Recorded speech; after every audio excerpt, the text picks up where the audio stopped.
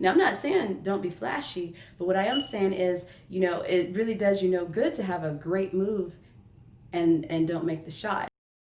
Hey, so are you wondering what you're going to do if summer sports are canceled? Well, stay tuned because I'm going to give you 3 must-do activities that will increase your personal and individual game as well as your sport IQ. My name is Coach Washington and I am your pocket coach.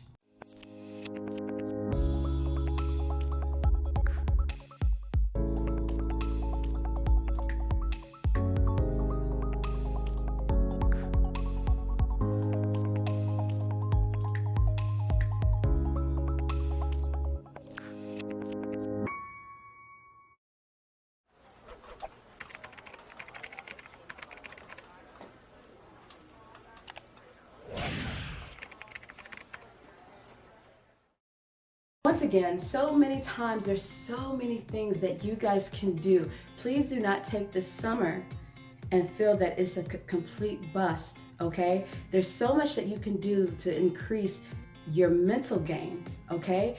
Everything is not about just being physical when it's time to work out and practice. Does that help? Absolutely. Make sure that you're getting your aerobic workouts in. Make sure that you're getting your, being able to get your sprints and everything in.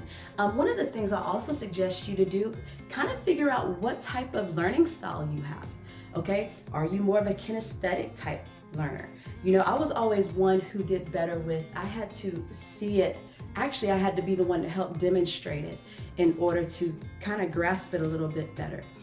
Some people, they can go and just hear what's being said and then they're good, they're golden. And then there's some who can just kind of sit back, watch and kind of take it in and they're good to go from there. But once again, that'll help you also with your coaches. Sometimes you have some coaches, they might not quite grasp the fact that some kids are, different type learners or whatever. And so what happens, or you're not thinking about it right at the time. So if you end up going through, they just explain the drill and then you go through and you mess it up, boom, they're gonna say, oh, you're not listening.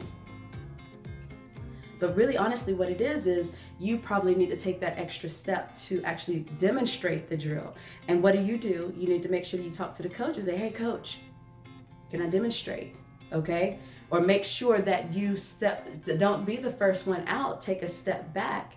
That way you can make sure that you see it being done first and then being able to go through. So make sure that you understand what type of learner you are. Kinesthetic, auditory, or you're either going to be one who is more visual. Another thing, once again, I feel is super important, and it's really frustrating as a coach because a lot of times you'll have kids and when it's time to watch a game film, what are you really watching? You're just watching the cool shots you made, or you're probably watching what the other kid did or whatever the case may be.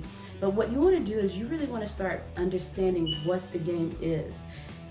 Get old films. If you have old films of yourself, if you don't, maybe ask the coach, if they can email you or send you some video clips over. But watch a game, and I want you to break down, are you predictable?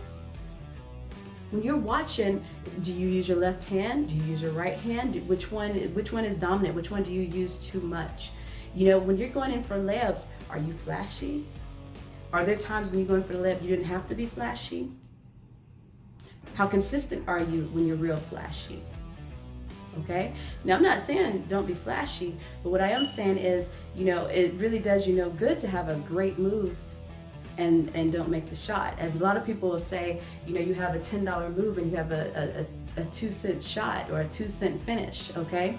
So what you want to do is start look and see what it is. What is it that you said you want to work on? If you're looking at your jump shot, do you need to elevate more? Things like this is what's going to help you increase your game, your IQ. What does the defense look like? Where on offense, what's open? Was I paying attention to the offense? Was I reading the defense? Was I reading the offense, or was I just running through the drill? These are things that you should definitely think about. Look at the college. Once you've mapped your game out, find a college that you're wanting to look at.